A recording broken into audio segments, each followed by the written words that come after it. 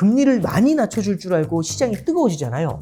그럼 연준은 그만큼 달려가지 않습니다. 그러니까 울고 있는 애한테 사탕 줄 거라고 하니까 많이 줄 거라고 해요. 그럼 방긋 웃거든요. 그럼 방긋 웃는 모습을 보면 저는 안 주고 싶죠.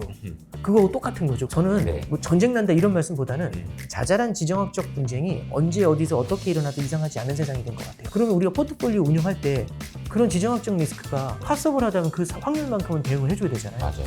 그게 금이죠. 그런 확률이 높다면 우리 포트폴리오에 금을 담아놔야 되지 않을까요? 이게 원화 환율을 얘기할 때 달러를 기준으로 얘기하니까 이제 원화가 약세가 되는 요인을 얘기해 주셨는데 결국 이제 또 달러가 키를 쥐고 있지 않을까요? 이제 그렇게 생각해 보면 달러의 방향성을 예상하기 위해서 중요한 건 연준이 이제 어떻게 나오느냐인 것 같은데 자꾸 연준이 금리를 내려 마라 뭐 어쩌고저쩌고 이런 얘기들이 많아요. 그래서 단장님이 보시기엔 좀 어떻게 보세요? 이게 지금 연준은 대혼란 속에 있는 것 같아요. 저도 연준 한 20년 봤는데 이 정도로 막 의견 갈리고 이사들 사이에서도 의견 갈리고 제 생각에 고성이 오갔을 것 같아요. FOMC 회의 때. 이러면 이제 사실 12월 달에 FOMC를 단정하기가 되게 어렵거든요. 여기에 또 뭐가 있냐면 지금 단기자금 시장에서 자금이 모자라는 문제가 생기고 있어요. 그쵸. 그럼 이 단기자금 시장에도 자금을 공급해줘야 되니까 QT라고 해가지고 돈을 빨아들이는 걸 멈추고 그 다음에 다시 이제 돈을 주는 방식으로 이제 전환해야 된다 하니까 막 일각에서는 와, 또 무제한 돈 풀기 시작했다 이렇게 기대하는 쪽도 있고요. 두 번째는 금리는 뭐 그럼 계속 내려야 되는 거 아니냐? 그럼 금리 내리면서 돈 풀기 양적 완화까지 같이 하면 이게 난리 나는 거 아니야? 이제 이런 얘기들도 있고 어쨌든 막 여러 가지 얘기들이 혼재돼 있어요. 네. 일단 저는 첫 번째 말씀드리고 싶은 거는요. 그 양적 완화인지까지는 모르겠지만 단기자금 시장에 돈 풀기는 할 것 같아요. 그거는 그럴 수밖에 없는 게 지금 이렇게 보시면 됩니다. 미국에 결국에는 너무 긴 설명보다는 4.5조 달러만큼 지급준비금이라는 게 있었어요. 그게 여유자금이라고 생각해 볼게요. 4.5조 달러만큼 돈이 있었는데 이게 쭉 줄어들어가지고 양적 긴축을 하니까 지금 3조 달러 밑으로 내려왔거든요. 근데 이 한 3.5조 달러 정도 내려왔을 때 사람들이 이제 생각한 거죠. 이게 줄이고 있는데 이게 어느 정도까지 줄어들었을 때 발작이 날까? 이게 무서운 거예요. 그렇죠. 그러면 이제 발작이 어디서 날지 아무도 모르잖아요. 몇 점 몇 억입니다. 이거 몇 점 몇 조입니다. 이거 알 수가 없으니까 그러면은 이렇게 여기 앞에 요 앞에 이제 뭐가 있냐면 저기 이제 여기가 칠흑 같은 어둠이에요. 근데 저기 이제 누가 얘기해 주는 거죠.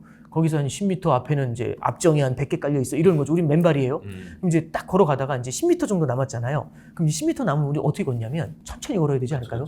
그래서 실제로 연준에서 작년도 말부터 계속 QT를 갖다 줄였어요. 그래서 QT를 테이퍼링 했다는 얘기가 나와요. 그래서 원래 900억 달러씩 줄이다가 이걸 600억 달러, 450억 달러 계속 줄였거든요. 그래서 지금 얼마 안 줄이고 있었는데 보니까 지금 그만큼 많이 줄였는데도 조금씩만 내리고 있는 거죠. 그 라인이 어딘지 모르니까. 이 앞정이 어딘지 모르니까 이제 슬슬 이렇게 밀고 가는 거예요. 근데 딱 건드린 것 같아요. 소리가 난 거죠. 그럼 이제 어떻게 해야 되죠? 야, 이제 그만 가. 이렇게 해야 되잖아요. 그래서 지금 양적 긴축을 긴급하게 딱 스톱을 한 겁니다. 근데 보니까 발에서 피는 내요. 그럼 이미 좀 들어간 거예요. 그럼 어떻게 되냐면 나와야 되지 않습니까? 여기 계속 있으면 계속 발 깨질 테니까. 그럼 이제 뒤로 백을 해야 되잖아요. 그럼 어디까지 백을 할까의 문제입니다. 그러면 다시 원위치까지 뒤로 확 돌아가진 않잖아요. 그러면 그 적정선에서 조금 더 뒤로 밀려나면 되지 않을까요? 그러면 확 줄였던 걸 어느 정도까지 발작이 안 나는 레벨까지는 조금 올려줄 필요가 있겠죠. 그래서 잠깐 말씀드리고 싶은 건 그러면 무제한으로 확 다시 돌아가느냐 건 아니고 아니면은 발작이 없어지는 레벨까지만 끌어올려주느냐 어느 쪽이냐면 좀 후자가 좀 더 맞는 것 같아요. 그래서 이게 기준금리 인하의 시대는 지금 돈을 풀고 있잖아요. 근데 이제 이게 이 돈을 풀어야 된다고 얘기하신 분이 로리 로건이라는 분이 있고 존 윌리엄스라는 분이 있어요. 이 두 분이 돈을 풀어야 된다 얘기하는데 이분들이 이상한 게 금리 인하를 하면 안 된대요. 그럼 이상한 사람들이잖아요. 돈은 풀라면서 금리 인하하지 말라는 얘기는 돈은 회수하자는 얘기잖아요. 그게 혹시 리즈 트러스 모멘트라고 기억나세요? 3년 전에? 그때 영국에서 난리 났었잖아요. 그때 영국이 금리를 올리고 있었어요. 물가 때문에. 근데 국채시장에서 난리가 나니까 양적 완화에서 그 국채시장이 혼란을 메웠거든요. 그러니까 이게 비유로는 브레이크를 밟음과 동시에 엑셀로 밟은 상황인 거죠. 근데 이제 여기에 대해서 이제 설명이 궁색하니까 그때 나온 게 뭐냐면 금리 올리는 건 물가에 대한 대응이고 양적 완화를 한 거는 금융 시스템 불안에 대한 대응이다. 두 개가 다른 거다. 이렇게 얘기를 해요. 시장이 뭐? 이런 느낌이잖아요. 그러면 이쪽 대응 있죠. 금융 시스템 불안에 대한 대응은 금융 시스템 불안이 조금 가시잖아요. 바로 멈춰야 돼요. 그래서 그때 양적 완화를 한 달인가 하고 멈췄거든요. 그런 다음에 금리 인상을 계속 이어갔죠. 그러니까 이제 이번 같은 경우도 이걸 투 트랙으로 분리해서 바라보고 있는 것 같아요. 그래서 이제 존 윌리엄스가 얘기하는 게 돈을 풀지만 그 뒤에 뭐라고 단서를 하냐면 통화 정책의 전환은 아닙니다. 이렇게 얘기를 해요. 저는 물론 시장이 그걸 어떻게 받아들이는지는 또 다른 문제지만 네. 대신에 그건 아닌 것 같아요. 뭐냐면 시장이 원하는 것처럼 돈 풀기 페스티벌 시작됐다. 이야 하면서 뒤로 확 물려나는 이거보다는 그런 건 아니고. 아마 이제 이 선이 어딘지 모르니까 이 선에서 우리 뭐냐면 이게 군대 갔다 오신 분들이 0점 클릭 조정하는 느낌이죠. 좌로 클릭, 뭐 좌로 이 클릭 뭐 이런 거 있잖아요. 그런 걸 한다거나 아니면 평행 주차를 할 때 보면 한 방향으로만 할 수 없잖아요. 넣었다 이러면서 왔다 갔다 하잖아요. 약간 그 느낌? 0점 조정하는 느낌? 0점 조절하는 예, 그런 느낌. 느낌으로 좀 해석하시면 어떤가 싶습니다. 돈 풀기와 관련된 이런 이야기는 너무 과도한 기대도 하지 말고 그렇다고 절대 할 리가 없다 이렇게 생각할 수도 없다는 거죠.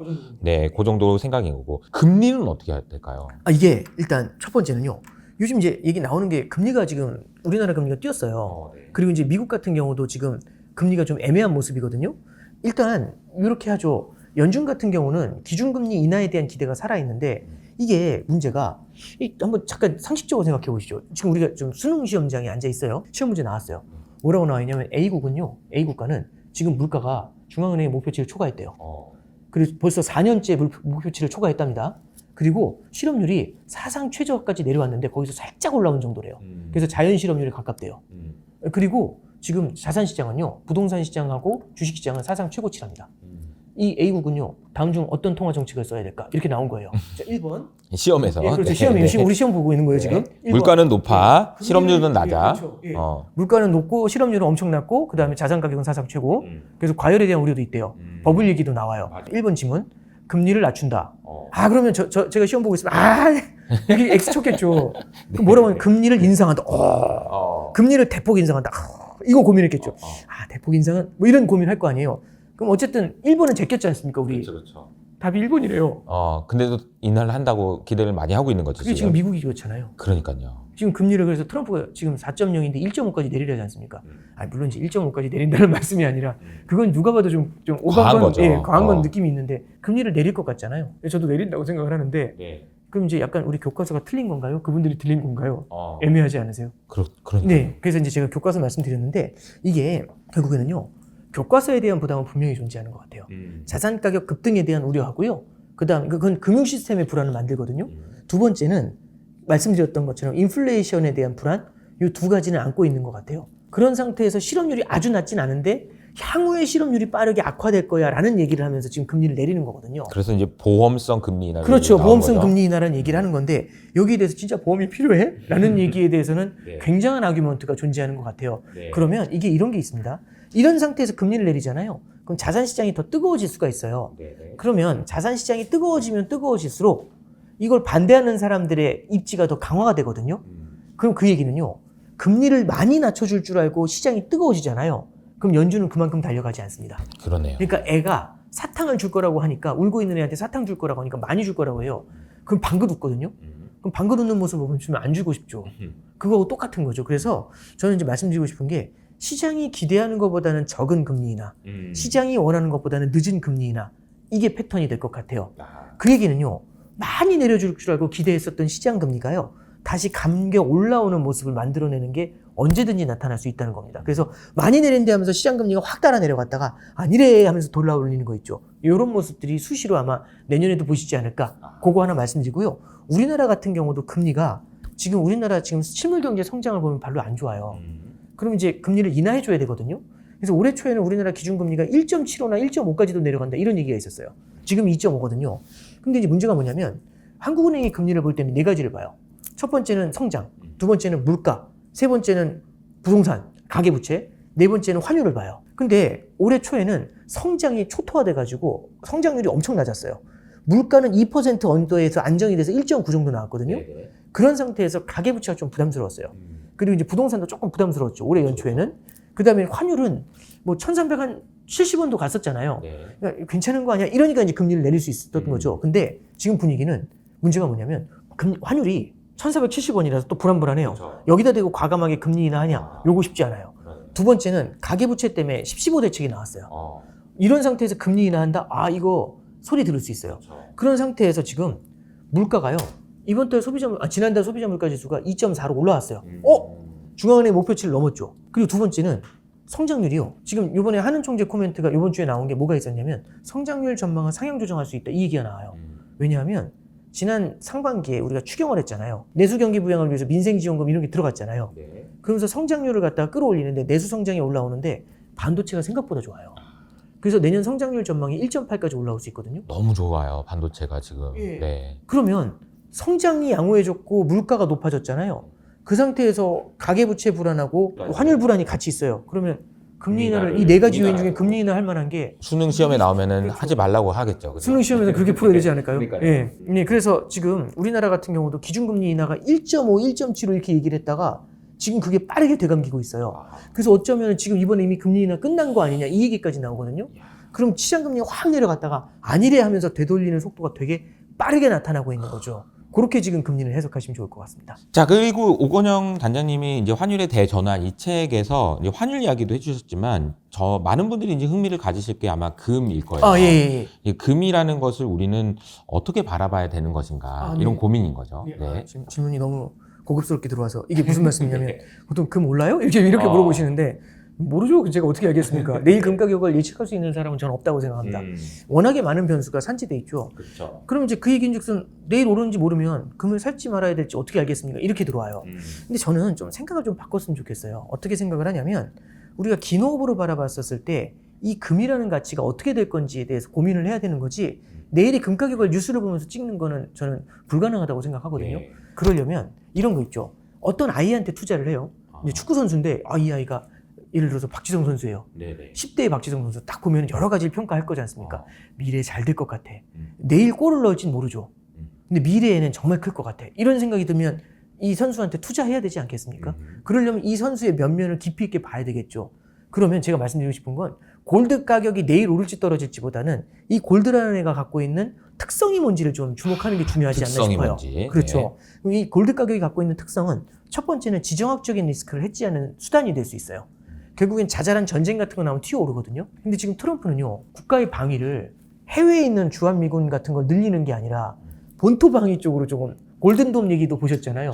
무서운 얘기죠. 예, 그렇죠. 네. 훨씬 잘 아실 텐데. 미국만 챙기겠다는 거잖아. 그렇죠. 경찰 안 해나 이제 이런 그렇죠. 거니까. 그럼 경찰이 없어진 세상은 어떨까요? 무법 천지가 될 수도 있겠다라는 생각이 그래서 들죠. 저는 네. 뭐 전쟁 난다 이런 말씀보다는 자잘한 지정학적 분쟁이 언제 어디서 어떻게 일어나도 이상하지 않은 세상이 된 것 같아요. 그러니까요. 그러면 우리가 포트폴리오 운영할 때 그런 지정학적 리스크가 언제 터질지 모르지만 그 리스크가 파서블하다는 생각을 하는 거잖아요. 그렇죠. 그럼 파서블하다면 그 확률만큼은 대응을 해줘야 되잖아요. 맞아요. 그게 금이죠. 네. 그래서 헤지 펀드들이 요즘 금을 담는 이유는 그런 데 있는 거겠죠. 음. 그리고 이제 두 번째는요. 이 골드라는 건요. 달러 가치가 떨어졌을 때 거기에 대한 반대급부로 작용을 해요. 최근에 금 가격이 세게 맞은 다음에 되돌리잖아요. 어떤 얘기가 있었냐면 트럼프가 1인당 2,000달러씩 준다고. 그쵸. 예, 그 얘기 들으셨죠? 네. 물론 그걸 준다 안 준다까지는 모르겠지만 그렇게 주면은 미국의 재정 적자가 어떻게 될 것 같으세요? 더 높아지겠죠. 훨씬 높아지겠죠. 그거는 미국의 달러에 대한 신뢰를 갖다가 흔드는 요인이 될 수도 있지 않을까요? 예, 그러면은 결국에는 재정 적자라든지 이런 것이 국가의 부채가 늘어나는 걸 갖다가 해지하는 수단이 되는데 잠깐 생각해 볼게요. 이 국가는요, 결국에는 빚이 되게 많으면 이 빚을 해결해야 됩니다. 빚을 해결하는 방법은 여러 가지가 있을 거예요. 강력한 긴축을 통해 가지고 부채를 줄이는 방법이 있습니다. 근데 이 부채를 줄인다는 얘기는요, 지금 성장이 부채하고 연동이 돼 있어요. 부채를 줄이면 성장이 위축이 되지 않습니까? 게다가 빚이 많은 상태에서 성장이 위축되면은 무너지는 게 엄청 클 수 있어요. 금융 시스템 같은 게 문제가 될 수 있거든요. 그래서 성장을 줄여가지고 긴축을 해가지고 부채를 줄인다. 이게 선택하기 굉장히 어려운 선택지예요. 그럼 보통 어떻게 하냐면 빚을 이렇게 조금씩 아끼고 해가지고 벌어서 갚는다. 그게 아니라 뭔가 튀겨서 갚는다. 내지는 돈을 풀어서 갚는다. 이렇게 될 수 있거든요. 근데 돈을 풀어버리면은 화폐 가치가 폭락을 해버리는 문제가 생기잖아요. 그렇죠. 그래서 함부로 못 푸는데 풀 수 있는 방법이 있습니다. 어떤 때 풀 수 있냐면 다 풀어달라고 할 때 모두가 제발 좀 풀어주세요. 이럴 때 있어요. 내가 하려고 그러는 게 아니고 니들이 원하니까 하는 거야 이렇게 바꾼다는 거죠. 내지는 코로나 때. 그래서 금가격 뛰는 거 보면은 종이화폐가 풀려 나올 때 금가격 뛰는데요. 보통 보면은 금융위기 직후에 한번 서전트 점프하거든요. 그러다가 이제 한동안 쩔어요. 네. 그런 다음에 코로나 이후에 또 한번 서전트 점프를 하거든요. 그럼 생각을 이렇게 바꾸시면 될 것 같아요. 종이화폐가 풀려 나오는 시기에 뛰잖아요. 왜냐하면 금은 제한이 돼 있지만 한정이 돼 있지만 종이화폐는 찍을 수가 있어요. 네네. 그래서 옛날에는 1온스당 35달러였는데 지금 1온스당 오늘 보니까 4,100달러더라고요. 그만큼 달러가 찍혔다는 얘기잖아요. 그렇죠. 미래에 벌어서 갚을까 아니면 찍어서 갚을까 그 생각을 해보는 거죠. 빚이 너무 많아요. 벌어서 갚기엔 부담스러울 것 같아요. 그럼 찍을 수 있는 수단이 유인이 생겨나겠죠. 많죠. 유인이 많겠죠. 그러려면 그럼 그게 바로 질문이 대표님 그거 언제 찍습니까? 이렇게 물어보잖아요. 네. 그걸 어떻게 알겠습니까? 그렇죠. 그럼 이제 어떻게 알겠지는 모르지만 언젠간 찍을 수 있죠. 그럴 확률이 높다면 우리 포트폴리오에 금을 담아놔야 되지 않을까요? 네. 찍기 전날 알려주세요. 이런 거 모르잖아요, 우리가. 그렇죠. 그래서 우리가 꾸준하게 포트폴리오에다가 긴 관점에서 결국에는 종이화폐를 찍을 수 있는 파서블한 시나리오, 내지는 자잘한 지정학적 분쟁이 커질 수 있는 파서블한 시나리오, 이런 것들을 생각하면서 포트폴리오에 금을 한 켠 정도 금의 공간을 마련해 주는 거는 필요하지 않겠나, 그런 조언을 저 책에선 좀 담았습니다. 그래서 네. 이런 거죠. 금 가격이 내일 오르기 때문에 금을 담으십시오, 이 얘기가 아니고요. 긴 호흡에서 봤을 때 금을 갖다가 자극할 수 있는 이슈가 중장기적으로 나타날 수 있으니까 금을 담으십시오. 저는 거기에 오케이입니다. 단기적으로 어떻게 알겠어요? 이제 가격이 오를지 빠질지. 네네. 근데 방향성에 대해서 고민을 많이 해야 된다. 네, 이게 이제 그렇습니다. 장기적으로 세상이 이게 어떤 방향으로 흘러갈까 이런 고민을 해보면 지정학적 리스크도 얘기해 주셨고, 아니 돈도 어쨌든 좀 풀리는 방향으로 갈 가능성이 높다라고 한다면 그럴 가능성에 대비하는 그런 자세가 필요하다. 그런 관점에서 이제 금을 봐야 된다. 이런 얘기를 좀 해주신 것 같습니다. 자, 오늘 이제 오은영 단장님하고 이야기를 하다 보면은 시간 가는 줄 모르는데요. 어쨌든 이 책이 다시 한번 뜨거워지고 있는 환율에 대한 관심, 금에 대한 관심이 이제 많아지면서 다시 한번 뜨거워지고 이 책을 한번 읽어보시면서 생각을 정리하시는 게 되게 도움이 많이 되실 것 같은데요. 마지막으로 이 책의 한 문장을 꼽는다면 어떤 문장을 좀 뽑아주실 수 있을까요? 제가 여기 하나 준비한 게 있는데요. 한번 잠깐 좀 보겠습니다. 이게 책의 418페이지에 네. 마지막에 딱 한 문장이 아니지만 두 문장 정도 말씀을 드리고 있는데, 일련의 담론들은 단기적으로 드러나는 것이 아니라 긴 추세 속에서 서서히 형성되겠죠. 저는 독자분들이 이번 책 환율의 대전환을 통해 외환 투자 혹은 금 투자에 있어서 큰 추세가, 긴 호흡이죠. 큰 추세가 무엇인지를 확인하셨으면 하는 바람입니다. 이렇게 적어놨습니다. 저는 이 큰 추세에 대한 얘기를 오늘 대표님께서 너무 잘 진행을 해주셔서 네. 거의 드릴 말씀 거의 다 드린 것 같아요. 네. 옛날하고 바뀌어 있는 해외 투자라는 추세에 대해서도 한번 우리가 충분히 고민해보자. 그럼 환율을 바라보는 시각이 조금 바뀔 수도 있지 않겠냐? 그런 조언의 말씀 드려봅니다. 좋은 말씀 감사드리고요. 오늘 출연하신 소감도 한번 부탁드려 보겠습니다. 대표님하고 또 얘기 나누니까 항상 이제 말씀 나누면 저 혼자 신나가지고 막 떠들고 이 대표님 막 받아주시는데, 그래서 항상 진행을 너무 잘해주셔서 항상 감사드리고요. 또 이게 제 책에 대해서도 이렇게 같이 말씀을 나누니까 더 좀 유연하게 또 깊이 있는 질문들이나 이런 거 주셔서 또 흥미롭게 얘기했던 것 같습니다. 좋은 자리 불러주셔서 감사합니다. 네, 오늘의 영감이 큰 수익으로 돌아오는 그날까지 투자 영감 이호석이 함께 하겠습니다. 다음 시간에 또 인사드릴게요. 감사합니다.